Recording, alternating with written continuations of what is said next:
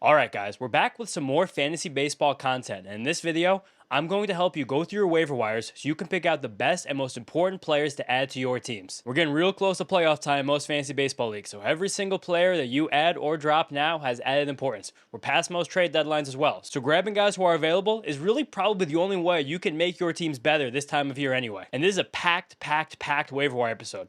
We have some veterans, we have some big time rookies that got called up, lots of great information in this video. Before we get into it though, I just want to tell you guys that channel memberships are open, $3.99 a month. Go down right there, the join button next to the subscribe button on your desktop view, and it's just personalized advice. There's postings on there, a few members in there already, and if you guys ask me any questions about your team, as specific as you want to be, I will answer them. So again, $3.99 a month, no pressure at all. None of the regular channel content will be changing, but personalized, specific advice right there as you guys make your championship push. Also, if you haven't, please subscribe to the channel. Real close 7,000. Really want to get there as soon as we can. But now let's get into it. The first player on the big list this week is Samuel Basallo. Catcher, first base, DH, whatever you want to call him on the Orioles, but bottom line, this guy's an unbelievable hitter. And you guys really should be prioritizing adding him to your teams because I really just cannot stress enough how good of a hitter he is. He's such a high-end batting prospect being called up. He's on tier with guys like Nick Kurtz and Roman Anthony earlier this season, where you can totally swing your entire league. That's how much upside and ceiling there is in Basallo and his bat. And that's because he just has stupid, disgusting, unreal power. 23 home runs in 76 games before he got called up while he was at AAA. And that came with 116 mile an hour max exit velocity, 21% barrel rate, 57% hard hit rate, and just all of these other amazing metrics. I want to shout out Prospect Savant for this great graphic here, taking minor league data and making it look like what we see on Baseball Savant. So great website, great tool right here. If you want to know what's going on with a player in AAA, Prospect Savant is the place to do it. And wow, all of these red bubbles from Samuel Basallo should make us really, really excited. Something else that's also amazing about Basallo, he just turned 21 years old this past week. He has never taken an at-bat as a professional against any pitcher that's older than him. He's been the youngest player every single level he's been to. He has never faced a pitcher younger than him. And again, because he did just turn 21, we might go another year or two before he faces even a pitcher at the major leagues that's younger than him. He is just a freak in every sense of the word at the plate. And his first few games in the major leagues have gotten pretty good as well. He's 4 for 14. More than half of his balls in play have been hard hit. He's got a couple RBIs, 99th percentile bat speed, up there with the upper echelon guys in the league like Giancarlo Stanton, O'Neal Cruz, Junior Caminero. And we just got news that Adley Rutschman is out. So now Basallo will be the everyday catcher moving forward, basically through the end of the year in Baltimore. That's a huge deal. Defensively, he's not great. A lot of work to still do as a catcher. I kind of thought when he came up, he'd more mix into the first base DH platoons in Baltimore. So he might have only been playing 4 days a week. But now that he will be the everyday catcher, huge deal, everyday player, has to be on rosters. The only thing that Basallo really doesn't do great is swing decisions, some contact rate concerns with him. But something else amazing is that he might be a generationally good bad ball hitter. I put out this tweet last week after he hit this ball basically at his eyes, 98 mile an hour fastball from Jordan Hicks, turned it around for 108 mile per hour single, scored 2 runs on it. So then I wanted to do some digging of how he does against pitches not in the plate. More specifically, pitches in the shadow. So while he was at AAA this year, as I said in this tweet, he put 83 balls in plate that were in the shadow of the zone. Things that are like pitcher's pitches, kind of just off the edge. Of those 83 balls he put in play, he had 10 home runs, a 20% barrel rate, a 60% hard hit rate, a 560 slug, and a 410 expected WOBA. That is insane. It's honestly indescribable. That's better than most hitters do on pitches in the strike zone at all. Samuel Basallo was able to do that on pitches that we'd call pitcher's pitches. He also just signed a really nice extension that should ease his mind and keep him in Baltimore for a long time with some nice steady income. Don't have to worry about arbitration. I cannot stress enough how high his ceiling is, how good he could be as a hitter, and how badly you guys need to add him to your teams. Doesn't really matter if you know where he's going to play. You gotta find a spot for Samuel Basallo right now. Next up, we have another fun call-up this week. It's Parker Messick, starting pitcher on the Guardians. Had an amazing debut on Wednesday against the Diamondbacks where he went 6 2/3 innings, struck out 6 batters, only allowed 1 earned run, scattered 7 hits, only walked 1 batter. Amazing at keeping runs off the board, amazing at limiting damage, and he is the exact kind of left-handed pitcher profile. You can just watch this guy pitch and imagine that he's going to have a 10-year career. While also not really being a lot that meets the eye with Messick. He's not really a big guy, but he's kind of stocky. His fastball sits 93, maxes out at 95. He's got a sinker, a curveball, and a slider. They're all okay along with that 4-seam fastball, but he has a plus changeup, has a future 70 grade per Fangraphs on the 20 to 80 scouting scale, and very good command. You put that together and it becomes a really useful repertoire for a major league pitcher, especially on the back of that changeup. That will be his primary weapon against right-handed batters. It's got plus drop on it and about a 9-mile-per-hour difference with his fastball. It forced 4 swings and misses in his debut, and again, this is a plus pitch that for a lefty command artisan will be really, really important for how he fares against the hitters he'll face most from the right side. Past that, against the righties, he can fold in his fastball, which is a decent pitch. It's got some natural cut on it. It's not blowing anybody away, but the movement profile makes it at least a bit weird, and he can drop a curveball off that too. Those 3 pitches right there gives him enough to get basically every right-handed batter out. Then on top of that, when he faces the left-handed batters, he has a sinker and the slider right there, bang, very easy to get the lefties out. So I just see a guy who has enough tools, enough weapons to still be flying under the radar, but get any hitter out he has to get. Like, it is a full, complete repertoire and is tied together by, again, plus command and that plus changeup. He's going to keep the ball on the ground. He's not going to give up much hard contact. He's not going to walk many batters. Not that exciting, doesn't seem like a lot that meets the eye, but he's just a pitcher. And I'm really confident that he will be a stable mid-rotation guy in real life, which makes him a factor in all 12-team leagues. Next up, we have Dylan Beavers, outfielder on the Orioles. Another rookie who was called up this past week with Basayo, and he's just got a great, clean, well-rounded profile. Another one of these classic first-round picks from the Orioles. They just get every single one of the guys to the major leagues, and they all look exactly the same. But the AAA this season, Beavers had 18 home runs, 23 stolen bases, nearly the same amount of walks as strikeouts. Another big shout-out to Prospect Savant. Going to show you his Prospect Savant page right here. You can see good power, decent swing decisions. Again, this is a great profile for Dylan Beavers. He is a bit passive at balls in the strike zone, though, but he has a good hit tool, so he gets to a lot of these, makes a lot of contact. And again, that's kind of borne through in his first week as a major leaguer. He's able to get to a lot of that power because he's really found a way to pull his fly balls, even though his bat speed's a hair worse than league average. And while he is passive, swinging at pitches far less often than the average hitter in the league, he doesn't swing and miss very often. So again, while he's not swinging very often, if the ball's in the zone, he's really good at making contact with it. Then he's good at maximizing that contact because he's pulling the fly balls. If you guys need like a third outfielder, fourth outfielder or something in a 12-team league, he's the guy to do that because again, we're going to get some power, we're going to get some speed, we're going to get a lot of contact. And an Orioles offense that's been playing a lot better over the last 2 months, flying under the radar. I think Beavers is a good baseball player. The next guy on the big list is J.P. Sears, starting pitcher on the Padres. He was the other part of the Mason Miller trade when those two guys went to the Padres and Leo DeVries and a ton of other prospects went back to the Athletics. And he had a very bad first start with the Padres, was sent down to the minor leagues. I think now has become a bit of an afterthought. He was just brought back into their rotation as Michael King went back to the injured list and had a very nice start this week against the Giants, where he went 6 innings, only allowed 1 run, but also only had 2 strikeouts. So again, some good, some bad, but I saw a big adjustment for Sears this time around. He threw the most changeups he's thrown against right-handed batters in over 2 months. I like that pitch for him. He wasn't really able to repeat it as consistently as I would like, but the ones that didn't fade on him, he buried well low in the zone. It tunnels well off his 4-seam fastball with like a 9-mile-per-hour velocity difference. It's more effective than his curveball, which he scrapped over the last few months. And again, just seeing him change something when he goes to a new organization is a big signal for me. Ruben Niebla, the pitching coach in the Padres, is really good at finding these little adjustments for pitchers. JP Sears, because he doesn't have real overpowering stuff, he kind of has to be a feel guy. It's nice to see him do this. And he was so confident in that pitch right when he came back from the minor leagues, because one, he was throwing it a lot more when he went down to the minor leagues. It felt like that was a big directive by the Padres when he went down for those couple starts. He was using that changeup as his put-away pitch, while he was using his sweeper, bending it early in the count to try and get called strikes and kind of working the fastball intermittently with those two. Also just atmospheric factors, environmental factors. San Diego's a much better place to pitch than Sacramento. The Padres defense is much better than the A's defense.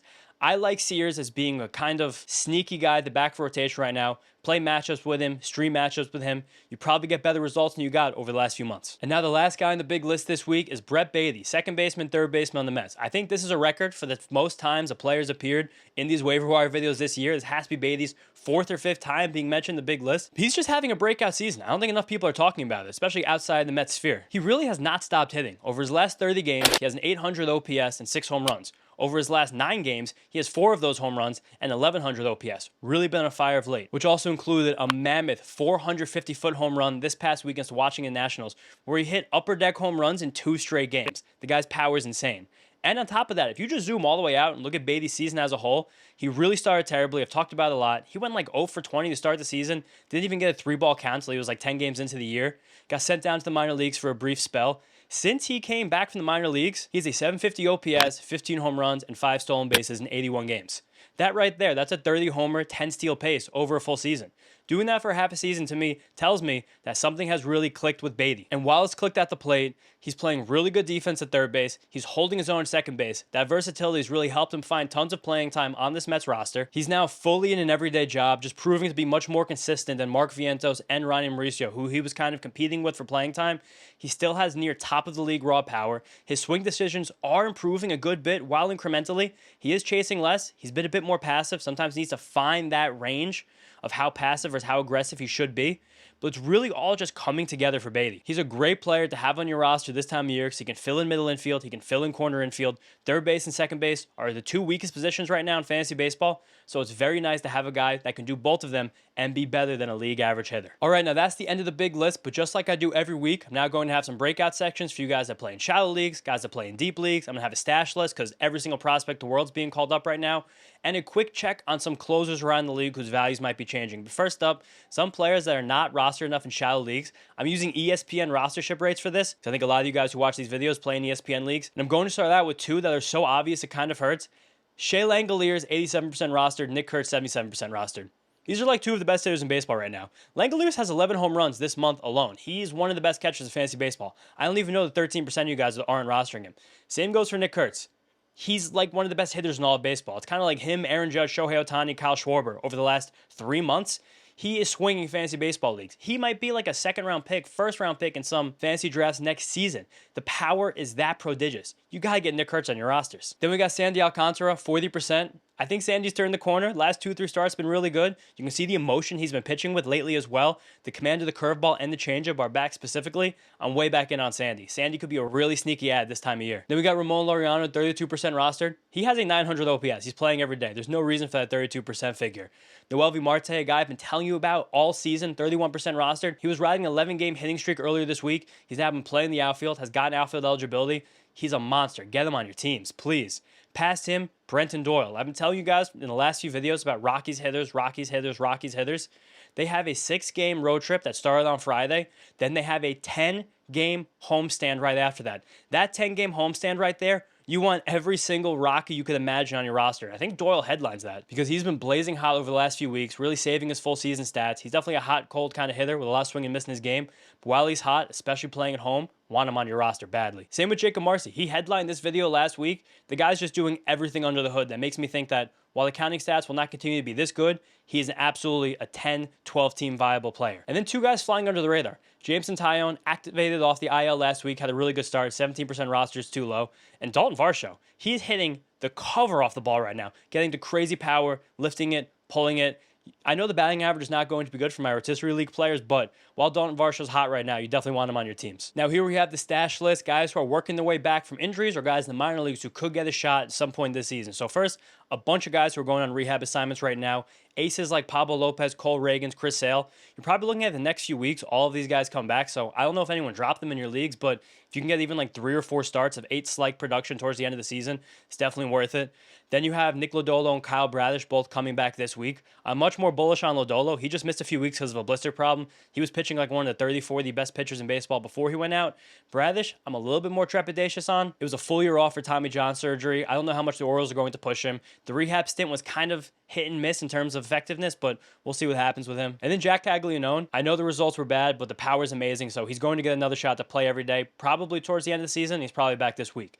Then, with all these prospects getting called up, I just want to shout out a bunch of prospects that could get shots toward the end of the season. First, 2 mega prospects that were only drafted last year, JJ Weatherholt and Bryce Eldridge. These guys have such crazy good profiles in minor leagues. If they get added to their teams, you want to pick them up. Not all the way on the level of like Basayo, Kurtz, and Roman Anthony, but just below them. Then Brandon Sproat and Jonah Tong on the Mets. Just full disclosure, I definitely don't expect Tong to get the call this year, even though I think he is the better prospect than Sproat. Jonah Tong right now might be the best pitching prospect in all of baseball. But Sproat is a lot older. He's been pitching really well for the last 2 months. He might get a call up for the Mets at some time next week because they're just playing a lot of games right now and desperately need a starting pitcher. And then lastly, another one to mention. I don't think he's getting a call, but I want to mention just in case. Sal Stewart, AAA in the Reds. The guy can really hit the ball, but he can't play any defense. So keep an eye on Sal Stewart because we love Reds hitters in that bandbox. Next up, we got the closer report. Get you guys some closer news if you need saves. So there's maybe a bit of a battle brewing right now between David Bednar and Devin Williams with the Yankees. I'm a huge David Bednar guy. I've talked about him a lot on this channel over the last month. He's now blown as many saves as he's converted as a member of the Yankees. He had a really bad one on Wednesday night against the Rays. And then Williams came in, almost blew the game the inning after, but then really toughened up and got the strikeouts to end it. I don't know what's going to happen in this bullpen. I'm still much higher on Bednar, but I think just the chance that he might get some saves siphoned off, maybe 1 or 2 here and there, I really don't know. But Bednar definitely dropped past like the Brian Abreu closer tier for me, because I know I've gotten a lot of questions from you guys, specifically about Abreu versus Bednar over the past week. Then we have both Kirby Yates and Tanner Scott being activated by the Dodgers this weekend. I think those guys are going to be in a pure 50-50 timeshare for saves, good in deep leagues, bad in shallow leagues. Then a couple other under the radar guys. Jose Ferrer has finally found his command. He had some nasty saves this week against the Mets for the Nationals. Jojo Romero, while Riley O'Brien gets a save here or there, he's definitely the closer in St. Louis. Kenley Jansen got hurt in the middle of this week. Luis Garcia got the next save opportunity for the Angels. If anything is actually wrong with Jansen, Luis Garcia is the guy there. And then here's a weird closer spec. Zach Maxwell coming up for the Cincinnati Reds. He's got crazy stuff, super explosive, high velocity fastball. Emilio Pagan's definitely entrenched as a closer there, but if there are any missteps, Maxwell has closer stuff, so just keep an eye on him. Now we have our deep league ads, starting out with a really fun one. Jostinson Garcia, nicknamed the Password, new outfielder, just got called up by the Red Sox. He got called up in a corresponding move for Wilyer Abreu, which tells us that he might be able to kind of sneak his way into a starting role. Something else that makes me think that maybe is that in his first start, which is going to happen on Friday, I'm recording this Friday afternoon, so I don't know how he did in that, he's playing center field. If they trust him to play center field defensively, I know it's a weird thing, Red Sox fans hate that, because that means they move Ceddanne Rafaela into second base when he's one of the best defensive center fielders in baseball. But that does tell me that they really, really like Jostinson Garcia's bat. Also, he just has the best nickname in baseball right now, the Password, because of how weird that first name is, but tons of pull side power, lifts the ball a lot, and has been a really big riser in prospect circles over the past year. The Red Sox have really been good at coaxing more power out of their hitting prospects. Garcia is the last one to go through like the Red Sox school of bat speed. He had 40 homers in his last 2 years combined in the minor leagues. If he actually is starting every day, he's a piece. I put him down the deep league ads because I don't know how his playing time shakes out as a right-handed bat. Because again, this start that he's making on Friday nights against Max Fried, left-handed pitcher. So if he winds up playing every day, he's a big list guy. But as of not, he's a deep league guy. Then another player, I mention him every single week, Ryan Bergert, fun pitcher on the Royals. Again, he's pitching Friday night. I get reluctant to throw these guys in the big list when I'm recording and editing in between a start being made, but he's been had really good results lately. He has a really good schedule to close out the season here. Then we got 2 hitters who are playing every day and producing, Miguel Andujar and Spencer Horowitz. Just, again, kind of hitting, solid hitters. Not blowing you away, but solid hitters. Similarly, Nathaniel Lowe recently signed by the Red Sox to be their everyday first baseman. I don't know if he's going to be lights out. He's also not exactly playing every day, but that Red Sox lineup is good. They're having fun right now. We know Lowe is a good hitter, even though how bad he was this year with the Nationals. Now, keep going on here. Another prospect called up this week, Carson Williams by the Rays. He could have been on the big list because he's like a potential 2020 threat. Was a 2020 guy the last 3 years in the minor leagues. And while he's like potential to be a Gold Glove caliber shortstop, there's just going to be so much swing and miss in his game. He's an above 30% strikeout rate guy in the minor leagues with like a 15-17% swing strike rate. I really don't know how that translates. So you could kind of grab some power and speed with him, but deep league guy, because I really don't expect any kind of consistency to be here with him right now in his first cup of coffee. Last few here, some weird ones. Troy Melton. I really like Troy Melton, but the Tigers are kind of using him more as like a Swiss Army knife. 2 innings there, 3 innings there, 4 innings there, 1 inning there. While he doesn't really have consistent usage, he probably is just a deep league guy, even like a deep league guy. If he gets a shot to start, he's a regular mixed league guy. Then 2 other guys were kind of like that too, weirdly. Braxton Ashcraft and Bubba Chandler on the Pirates. I can't believe the Pirates called up Bubba Chandler to pitch out of the bullpen. Similar to what they did with Ashcraft. Now they've added Ashcraft to the rotation. Chandler's still going to be in the bullpen. While Ashcraft's in the rotation, I kind of like his stuff. He's a deep league guy, and I'm still probably just holding on to Bubba Chandler in a deep league because if he gets any starts this season, he will be valuable. Then Carson Wisenhung coming back up for the Giants as Landon Roop went back on the injured list. And then the last one, Kyle Harrison. The Red Sox just moved Walker Buehler to the bullpen. My hatred for Walker Buehler, not hatred, but like in fantasy baseball, I don't think he's a bad guy, but in terms of fantasy baseball skill, I've told you guys all about how much I faded Walker Buehler this year. Harrison's gotten good results at AAA. The Red Sox have kind of tinkered with his pitch mix a little bit. If he is a major league starter, he's deep league viable, even though I don't really like Red Sox starters because of how difficult that park is to pitch in general. Now, I've given you guys a bunch of players to add, so I have to give you some to drop. So starting out with a couple players who are now going to be out for the season, Austin Riley, Felix Bautista, just with those big injuries, now holding on to them. Same with I told you guys to drop Spencer Strider last week. He got blasted by the White Sox and he got a start pushed back. I think he's kind of just done this year. Maybe next year I'll be back in on Spencer Strider, but right now I don't see him fixing any of these issues he has, especially with his fastball. And some other guys with some injuries. Landon Roop, I told you guys, got carted off the field, but only had knee inflammation still. I don't know if he comes back this season. Kyle Stowers with the oblique strain. That's like a 4-week injury. I don't know if I'm holding on to Kyle Stowers for 4 weeks just to maybe get him back for a week or two at the end of the year, because obliques are very fickle injuries. Adley Rutschman also with an oblique. He's going down. I talked all about Basayo kind of taking Rutschman's spot right now. Marcelo Meyer, you're probably only holding him in deep leagues, but officially out for the year with his wrist. Then we got Joe Boyle. You guys don't know how much I love Joe Boyle this year, but the Joe Boyle experience really did not go as well as I could have imagined. He's back down the minor leagues now, not an option in fantasy baseball. And then lastly, Matthew Liberatore, another favorite of this channel early in the season. Feels like he's just hit a wall. He's not really able to sustain any kind of velocity. I just don't really think he's a hold right now. I think it was a good breakout season for Liberatore. He's proven himself as a mid-back end rotation guy. But now moving forward, I don't see that much I like with him. Thank you guys so much. Another great waiver wire video in the books. Just some housekeeping for the channel with Labor Day coming up next week. The next video is going to be on this channel some point during the next few days. It's going to be more of a concept video. I'm going to be kind of trash talking fantasy football about why fantasy baseball is better. So keep a lookout for that. It's going to be a weird one. And then no waiver wire video on Labor Day weekend. Going to take a little break that weekend. Right after that, probably the Tuesday or Wednesday after Labor Day, you guys are going to get the last update of the in-season top 50 starting pitchers for you guys right before you get to your playoff matchup. So keep an eye out for that. Thank you guys so much for supporting the channel this year. Remember, go down there, subscribe if you haven't yet, and $3.99 a month. Join the channel, become a member, personalized, very specific fantasy baseball advice as you guys push on towards your championships. Thank you guys so much again. I'll see you next time.